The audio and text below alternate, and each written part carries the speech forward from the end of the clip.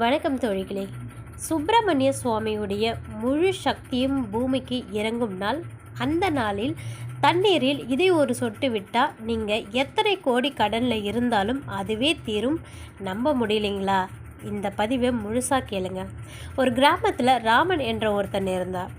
அவனுடைய வாழ்க்கையில் முழுக்க முழுக்க கடனால் மட்டுமே நிரம்பி இருந்தது. எவ்வளோ கஷ்டப்பட்டாலும், எவ்வளோ வேலைகள், எவ்வளோ பரிகாரங்கள், எவ்வளோ பூஜைகள் செஞ்சாலுமே அவனால் அந்த கடல்லேருந்து மீளவே முடியல. ஒரு நாள் ராமன் என்ன பண்ணால், அவனுடைய கிராமத்தில் இருக்கக்கூடிய ஒரு வயதான சித்தரை சந்தித்தார். அந்த சித்தர் சொன்னார், கிருத்திகை நாளில் நீ தண்ணீரில் இதை மட்டும் ஒரே ஒரு சொட்டு விட்டு நீ குளி. உன்னுடைய வாழ்க்கையில் இருக்கக்கூடிய கடன் என்ற கர்மா முழுவதும் நீங்குன்றதை அவர் சொல்லியிருந்தார்.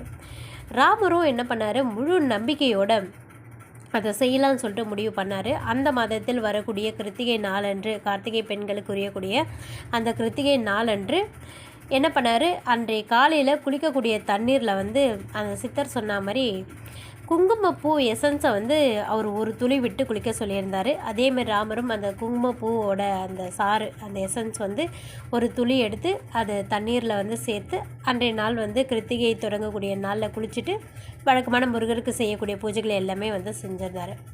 அந்த நாளிலிருந்து ராமருடைய வாழ்க்கையில் மிகப்பெரிய மாற்றம் ஆரம்பிச்சது.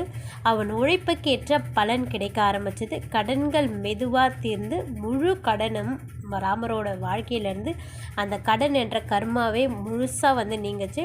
அப்போது அவனுடைய கடனும் ஃபுல்லாகவே குறைய ஆரம்பிச்சது. இது ராமருக்கு மிகப்பெரிய ஒரு அமைதியை மன அமைதியை கொண்டு வந்தது. இந்த தண்ணீரில் அப்படி என்ன விஷயம் இருக்குன்றது கண்டிப்பாக உங்களுக்கே இந்த கதையை கேட்டிருக்க உங்களுக்கு யோசிக்க தோணும். கிருத்திகை நாளுக்கும் இந்த தண்ணீருக்கும் என்ன விஷயம் இருக்குன்னா, இது சாதாரண நீர் இல்லைங்க. கிருத்திகை நாளில் தண்ணீரில் அக்னியோட சக்தி கொண்டது. கிருத்திகை நட்சத்திரம் கார்த்திகேயனோட முருகப்பெருமானுடைய சக்தியை பூமிக்கு கொடுக்கக்கூடியது. அதனாலேயே அந்த நாளில் நீங்கள் தண்ணீரில் ஒரு சொட்டு குங்குமப்பூ நீர், அல்லது உங்களுக்கு அந்த குங்குமப்பூ கிடைக்கலைங்களா, வெண்ணெயை கூட ஒரு துளி நீங்கள் பார்த்திங்கன்னா சும்மா ஒரு சின்ன அளவு எடுத்து அதில் குளிக்கக்கூடிய தண்ணீரில் போடுங்க. சப்போஸ் இது ரெண்டுமே உங்களுக்கு அன்றைய நாள் கிடைக்கலைங்களா, புனிதமான கங்கை நீர், நீங்கள் எப்போயாச்சும் கோவிலுக்கு போயிட்டு உங்களுக்கு கங்கை தண்ணீர் உங்களுக்கு கிடச்சிது, அது உங்களோட வீட்டில் நீங்கள் வச்சுருக்கீங்கன்னா அந்த கங்கை தண்ணீரை எடுத்து நீங்கள் குளிக்கக்கூடிய பக்கெட்டில் இருக்கக்கூடிய சும்மா ஒரே ஒரு ட்ராப் மட்டும் நீங்கள் சேர்த்து இதை குளிங்களேன். முதல் விஷயமா கண்டிப்பாக குங்குமப்பூ, அது கிடைக்காட்டி வெண்ணெய் கிடைக்காட்டி கங்கை தண்ணீர் இருந்ததுன்னா அதையும் நீங்கள் பயன்படுத்தலாம். ஸோ இந்த 3 இதில் எது உங்களுக்கு கிடைக்குதோ அதை வச்சு நீங்கள் கிருத்திகை நாளன்று நீங்கள் குளிக்கக்கூடிய தண்ணீரில் ஒரு சொட்டு கலந்து குளித்து பாருங்களேன். கண்டிப்பாக உங்களுடைய வாழ்க்கையில் இருக்கக்கூடிய கடன் என்ற கர்மா எல்லாமே நீங்கி சீக்கிரத்தில் உங்களுக்கு கடனும் அடையும். மேலும் மேலும் பணம் சேர்றதுக்கும் எப்பேற்பட்ட எவ்வளோ கோடி கடன் இருக்குங்களோ இதை கிருத்திகை நாளன்று நீங்கள் செய்யுங்களேன்.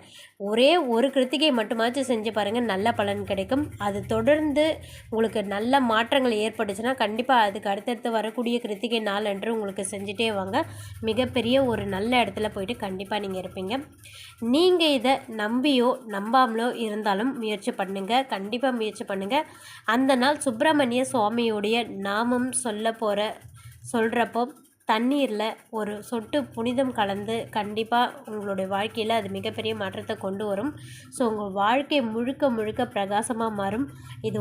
இது ஒரு மந்திரம் மட்டுமல்ல, இது நம்பிக்கையான ஒரு சக்தியும் கூட. கண்டிப்பாக நீங்கள் தவற விடாதீங்க. இந்த கிருத்திகை நாளில் மறக்காமல் இது ஒரு சொட்டு விட்டு குளிங்க. நீங்கள் காணும் மாற்றம் உங்கள் வாழ்க்கையே கண்டிப்பாக திருப்பி போடும். நீங்களும் நம்பிக்கையோடு செய்யுங்க. வருகின்ற 6ஆம் தேதி 6/11/2025 கிருத்திகை வருகின்றது. அந்த நாளில் கண்டிப்பாக இந்த விஷயத்தை செய்யுங்க, தவற விடாதீங்க மக்களே.